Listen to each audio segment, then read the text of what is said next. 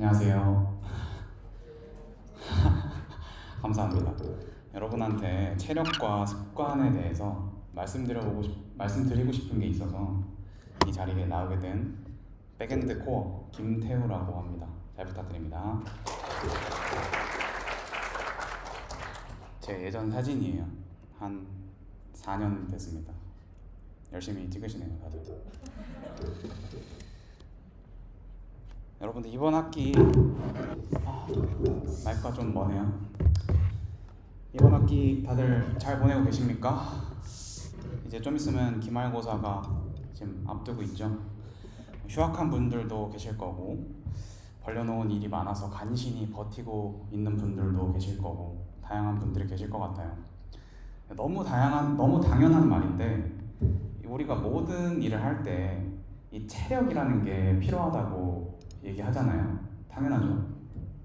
저는 오늘 이 체력에 대해서 좀 더 자세하게 얘기를 해보려고 하는데, 일단 체력의 종류에 대해서 알아볼게요. 일단 첫 번째로 그냥 버티는 체력. 대부분이 아마 요거를 사용하고 계실 것 같은데, 이 체력은 쓰면 쓸수록 줄어드는 체력입니다. 물론 이 체력을 쓰셔도 어떤 성과를 내고 여러분들이 성장을 하는데 큰 문제가 없으실 거예요. 지금까지도 없으셨을 거예요. 특히나 젊을 때는 문제가 없거든요. 근데 여러분들의 체력은 이걸로 쓰게 되면 가면 갈수록 점점 떨어질 겁니다. 왜냐면 이거는 소모만 하는 체력이니까. 근데 이 두 번째에 적어놓은 다시 도전하는 체력, 이름이 거창하죠. 이 체력에 대해서 오늘 디테일하게 알아볼 건데, 일단 이게 뭐냐? 이거를 정리하자면 내 몸에서 다시 올라오는 힘, 이렇게 부를 수 있겠습니다. 지금은 감이 안 오실 텐데 천천히 설명을 드려볼게요. 일단 체력을 올리는 습관 4가지가 있어요. 여러분들한테 알려드리겠습니다. 무려 수면, 음식, 운동, 명상입니다. 와, 기가 막히죠. 이걸 누가 모를까요? 명상은 조금 이상하긴 해요. 조금 이상하긴 한데, 이걸 중요하다는 거를 모르는 사람은 없죠. 사실 이걸 하나하나 파면 너무 많은 얘기를 할 수가 있는데, 오늘은 이거에 대해서 하나하나 깊게 파지는 않을 거고, 오늘은 여러분들이 개인적인 공부를 하고 프로젝트를 하고 맨날 그것만 하는 것보다 왜 이거를 더 신경을 쓰고 이거에 집중을 하시는 게 더 중요한지 여러분들을 설득을 하는 게 오늘 제 목표입니다. 얘기를 한번 들어봅시다. 뭐라고 하나? 일단은 조금 전에 제가 앞에 4가지를 소개하면서 체력을 올리는 습관이라고 말씀을 드렸어요. 근데 먼저 그럼 습관이라는 게 어떻게 형성이 되고 우리 몸에 체화되는 건지 한번 알아볼게요. 습관이 형성되는 원리는 6단계로 나눌 수가 있습니다. 여기 써 있는 것처럼 현상, 해석, 욕구, 생각, 행동, 보상, 이렇게 6가지고요. 전혀 어렵지 않으니까 하나씩 살펴볼게요. 자, 현상.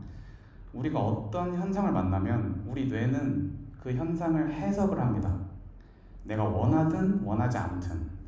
그리고 그 해석에 따라서 우리 몸이 바뀌어요.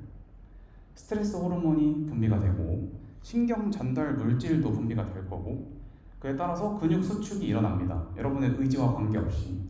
그런 식으로 우리 몸이 바뀌게 되면 그 바뀐 몸을 인지한 우리 뇌에, 뒤에서 설명을 자세히 드릴 건데, 우리 뇌 3층에 있는 이 대뇌 피질이라는 친구가 감정을 만들어내요. 그러면 이번에 보시는 것처럼 해석, 몸, 감정, 이 작은 루프가 하나 생기죠. 물론 순서가 다르게 돌아갈 수도 있어요. 몸에 따라 해석이 바뀔 수도 있고 해석에 따라 감정이 바뀔 수도 있는 거예요. 자, 그렇게 감정이 일어나면 우리에게 3번 욕구가 생깁니다. 감정에 따라서. 자, 예를 들어볼게요. 내가 시험을 못 봤다는 현상, 그 현상을 만나게 되면 우리는 해석을 합니다. 만약에 내가 부정적으로 해석을 했다? 그러면 우리 뇌의 2층에 있는 편도체라는 그 비상벨 같은 역할을 하는 기관이 활성화가 되면서 그 신호가 1층에 있는 뇌관 그리고 거기 붙어 있는 근육을 수축시켜요. 갑자기 막 뇌 1층, 2층, 3층이 나오는데 전혀 어렵지 않아요. 여러분 그냥 제가 하고 싶은 말 하는 거니까 유튜브 영상 하나 본다 생각하시고 편하게 봐주세요. 자, 방금 제가 설명드렸던 그 뇌에 대한 사진입니다.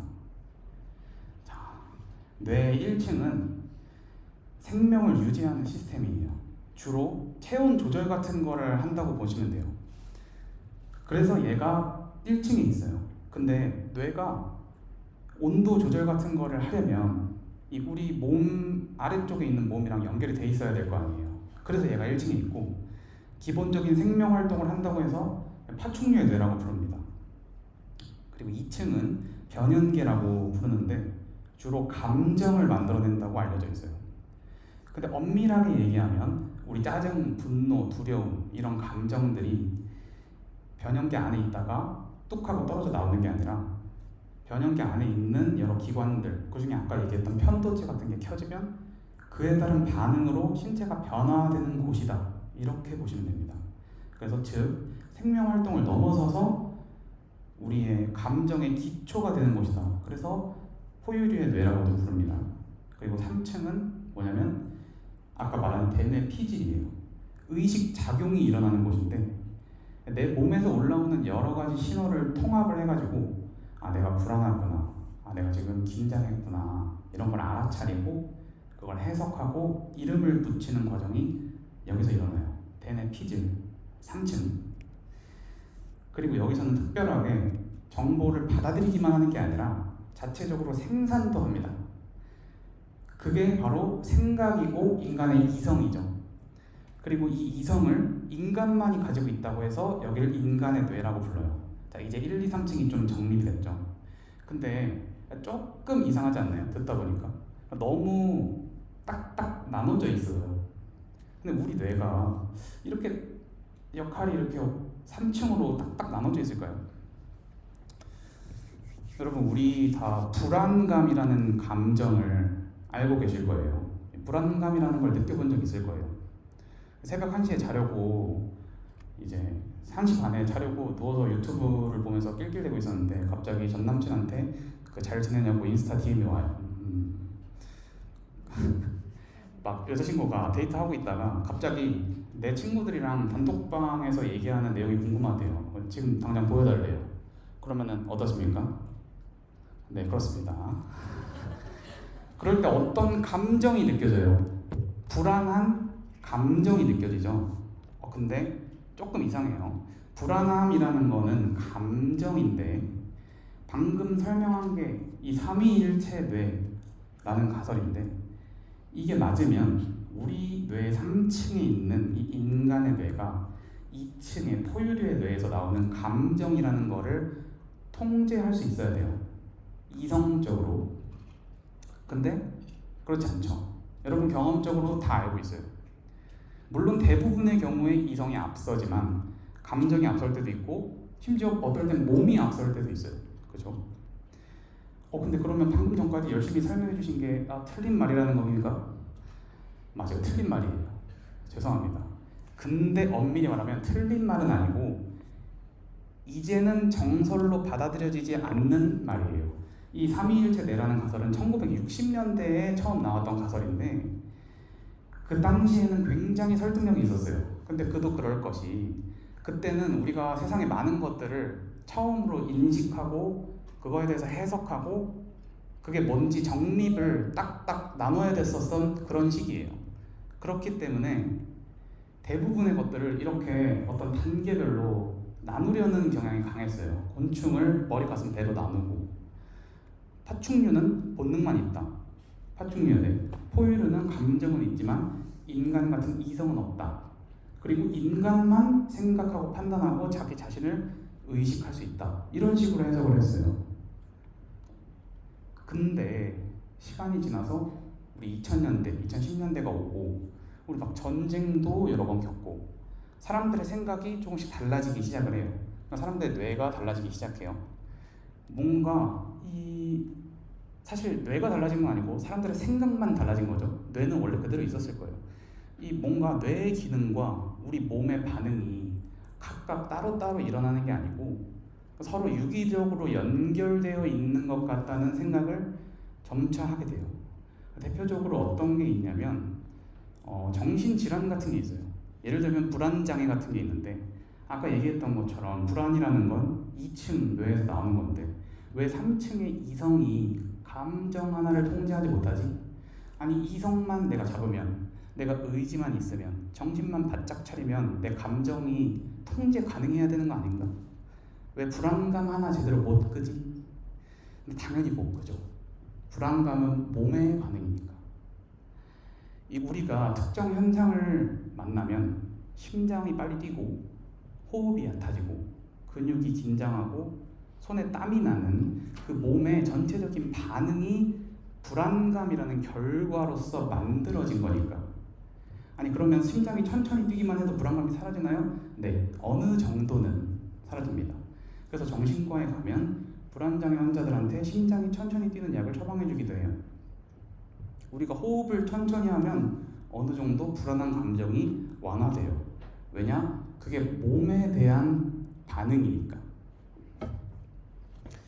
얘기가 좀 길어졌죠. 저기 1, 2, 3, 4, 5, 6 설명하다가 다시 한번 돌아볼게요. 우리가 특정한 현상을 만나면 그에 따른 해석을 하고 그에 따라서 욕구가 생겨요. 내가 시험을 못 본 현상, 그 현상에 따른 해석이 부정적이면 편도체가 활성화되면서 몸이 변화되고 그걸 인지한 대뇌 피질이 두렵다, 짜증난다, 감정을 불러와요. 그리고 그 감정을, 그 느낌을 해소하기 위한 욕구가 생겨요. 3번. 자, 오늘 시험을 조졌어요. 오늘 시험을 조졌어. 안 되겠다. 오늘 치킨 먹어야겠다. 엽떡에 허니콤보 조져야겠다. 그리고 친구한테 전화해요. 오늘 롤하게 디스코드 들어와라. 이길 때까지 끌 생각하지 마라. 그리고 실제로 우리는 행동을 하죠. 그리고 보상을 얻어요. 치킨과 엽떡 진짜 개맛있어요. 야를. 그리고 증바람 막 해요. 내가 만족하는 승리가 나올 때까지 해. 찐맛까지 합니다. 막 다크서클이 여기까지 내려와요. 근데 결국에 실력 그래프 1등을 하고 캐리 치고 흡족해 하면서 꺼요. 이거지. 자, 근데 중요한 건 이렇게 보상이 좋았잖아요. 방금 보상이 좋았잖아요. 그러면 다시 어디로 가냐? 여기로 가요. 4번. 계획 단계, 생각 단계. 짜증나는 현상이 생겼어? 그럼 엽떡, 그럼 증바람. 왜? 그 전에 너무 맛있었으니까. 너무 재밌었으니까. 이런 루프가 생기는 겁니다. 이 루프가 장기적으로 봤을 때 내 몸에 긍정적이면 긍정적인 습관이 많은 사람, 이게 안 좋으면 안 좋은 습관이 많은 사람, 이게 되는 거예요. 이게 습관이 형성되는 원리라고 얘기할 수 있겠습니다. 근데 사실 잘 보면 이 단계로 가는 거면 사실 이 2번에 있는 해석 있죠. 2번에 있는 해석을 바꾸면 사실 이 밑에 있는 것들이 알아서 다 되거든요. 그러면 1번을 바꾸면 안 되나요? 1번 우리가 선택할 수 있는 게 너무 적어요. 우리가 햇볕을 쬐는 현상, 해를 못 뜨게 할 수는 없잖아요. 근데 내가 해를 바라보는 내 해석은 달라질 수 있어요. 따뜻하다, 좋다, 빨래 널어야겠다, 오히려 좋아. 누군가가 짜증내는 현상, 내 프로젝트가 잘 안 되는 현상, 이런 건 우리가 못 막습니다. 그건 그냥 우리의 삶이에요. 어느 정도는 컨트롤할 수 있겠지만 그걸 컨트롤할 수 있다고 믿으면 굉장히 피곤해집니다. 당연히 컨트롤할 수도 없고. 그래서 이 2번을 결론적으로 바꾸는 게 핵심인데 여러분도 알겠지만 이게 잘 안 돼요. 당연히 안 되죠. 내 마음대로 해석이 되나? 그래서 우리는 어떻게 들어간다? 이 4번으로 들어가는 거예요. 생각, 계획 단계로. 이거 어떻게 한다는 거냐? 여기로 들어가서 긍정적인 계획을 통해서 그 다음 행동 보상으로 이어지는 이 루프를 만드는 거예요. 자, 여기까지 들으면 이제 처음에 얘기했던 두 가지 체력이 이제 두 가지 체력을 이해할 수 있습니다. 자, 1번 예시를 한번 들어봅시다. 예를 들어서 내가 요즘 사는데 에너지가 부족하다는 현상이 와요. 내가 왜 이러지? 예전에 안 그랬는데 더 열심히 해야겠다. 이런 해석이 뭐예요? 이 몸과 정신이 따로라는 전제가 깔려 있어요. 그래서 이런 해석이 생긴 거예요. 그리고 이런 해석을 해소하고 싶은 욕구가 생기고 계획 단계에서 뭘 합니까? 보통 에너지 드링크를 먹거나 커피를 마셔야지.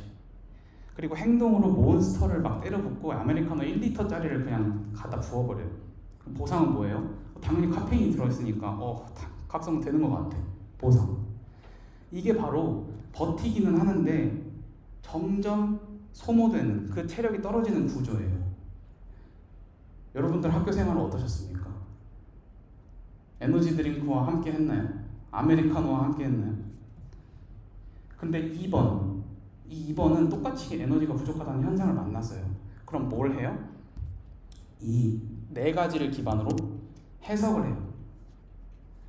내가 요즘 잠을 잘 잤나?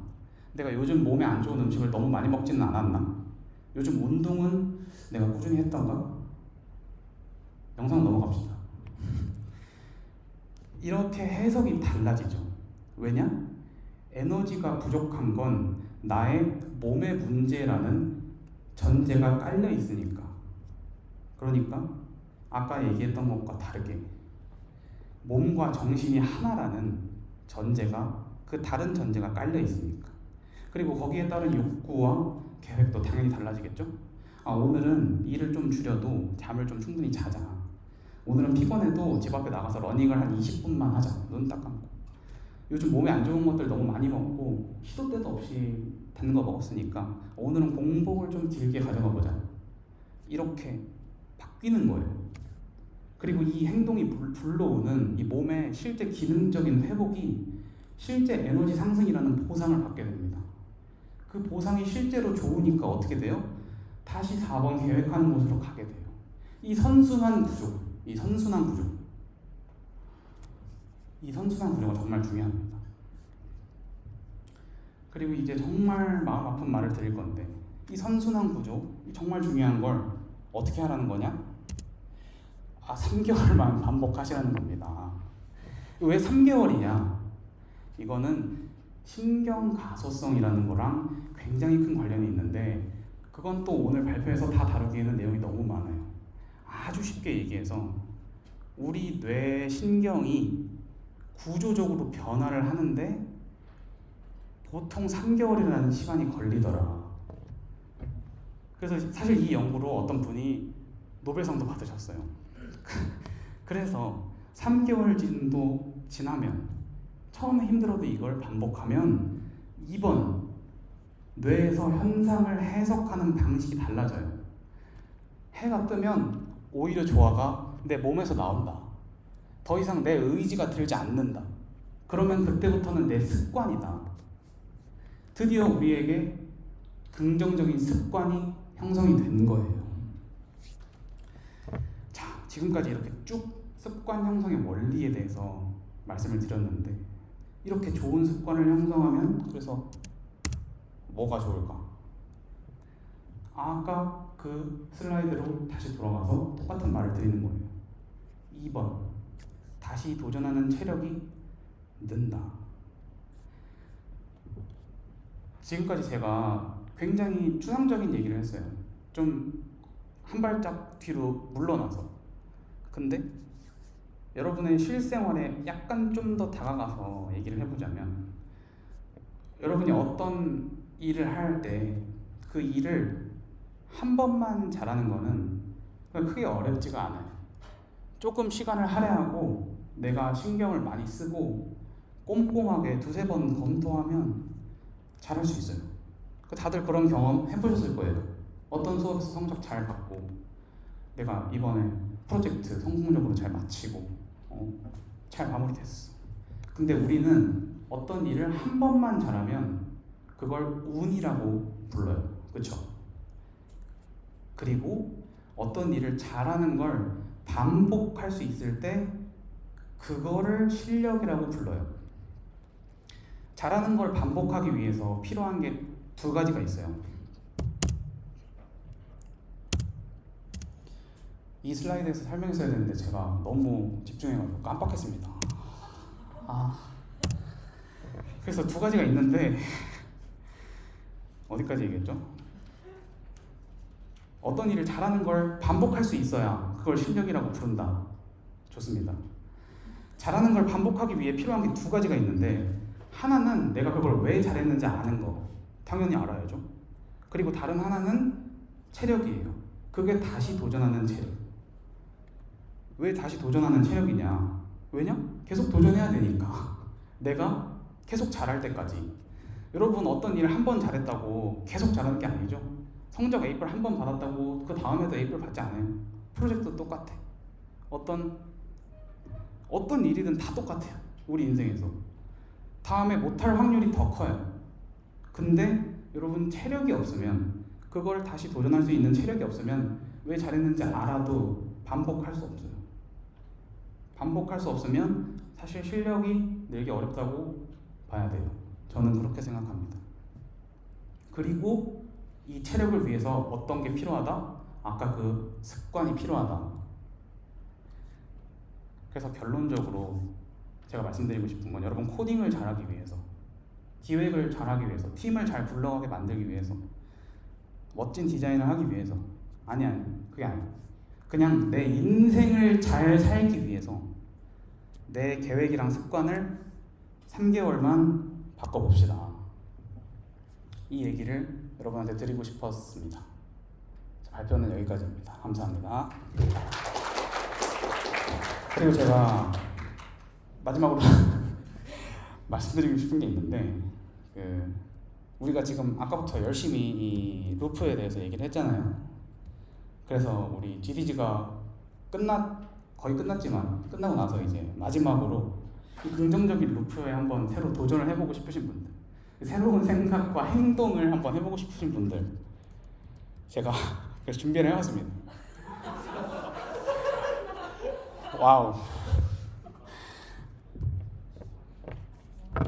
여러분, 진짜 좋은 기회예요.